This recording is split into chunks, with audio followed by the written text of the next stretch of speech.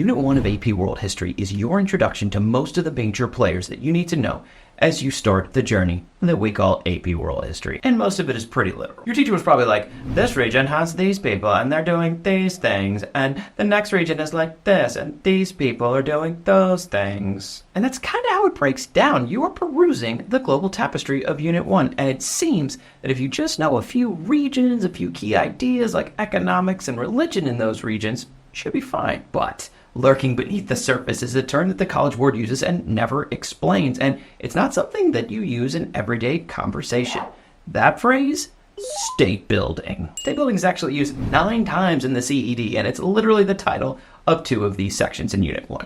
Now, this is Unit 1, and maybe you don't know the term CED, but it's just this document, sometimes in a binder like this, that tells your teacher what they're supposed to teach you. And one of the biggest ideas that permeates throughout Unit 1 is state building. So what is state building? State building is just the idea of how a state came to power and how it maintains that power. The College Board, the people who make the curriculum and the exams and control your life for the next few years, will often use different terms for state building on the exam itself. In 2024, it was to establish and legitimize rulers and governments. In 2022, it was consolidating and centralizing authority. All this means the same thing. Who is in charge of this region or empire or place? How did they take power, and how do they maintain that power? So you'll hear this over and over again for each region, from East Asia in 1.1 to Europe in 1.6. Unit 1 is really all about who's in charge and how do they maintain power. State building. Let's do a quick run through of state building in each section of Unit 1, so when your teacher drops this in an SAQ to try to ruin your perfect GPA, you can throw down this reverse card since you're now an expert in state building. 1.1 is all about East Asia, which is code for Song China. Since we start circa 1200, we are in the final days of the Song Empire. So how do they maintain power via state building?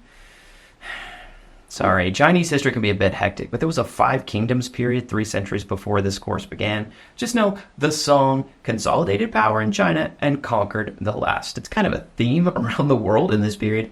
How did you come to power? Most conquered the people who were there before them. Now, state building is not just taking power. It's also about maintaining that power. The Song maintained power a few ways. The easiest way, since they won, they now have the mandate of heaven. Basically, the gods wanted them to win. You know how you can tell?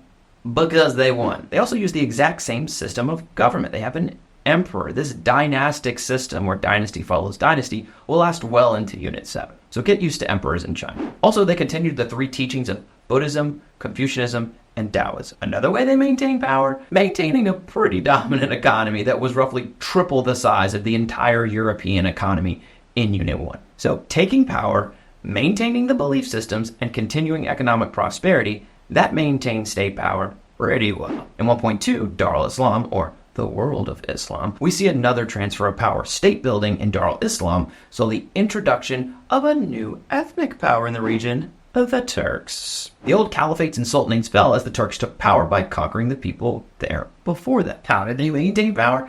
Economic prosperity and religious unity, which was, of course, Islam. I hate to spoil the course for you, but there's a problem coming that will wreak havoc on all of these states, and it won't matter how well you've built your state.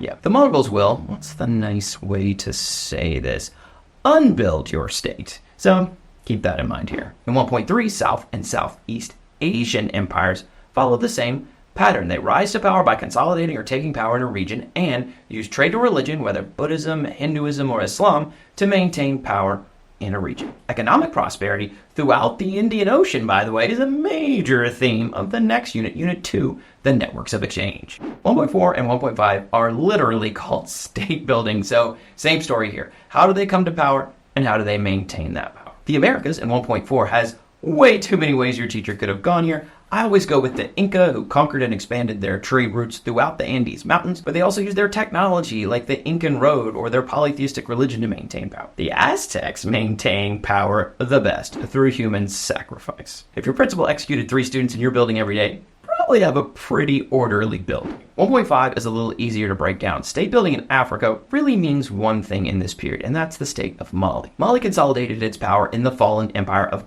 Ghana, and they used the trade of the Trans-Saharan Trade Network, Golden Salt, and all of that, and their connections to Dar al-Islam to consolidate their state power in their region. If you just know Mansa Musa's story here, that's going to do a lot of the heavy lifting in 1.5. 1.6 is all about Europe, and their maintenance of power is actually the single idea that I consider to be the most valuable thing to know in Unit 1. Got a whole video on that, so check that out. The short answer, though, is feudalism. Don't sleep on state building. For Unit 1, it's probably the scariest terminology, mainly because it sounds super vague, but it's also on the AP exam almost every single year. How did they come to power?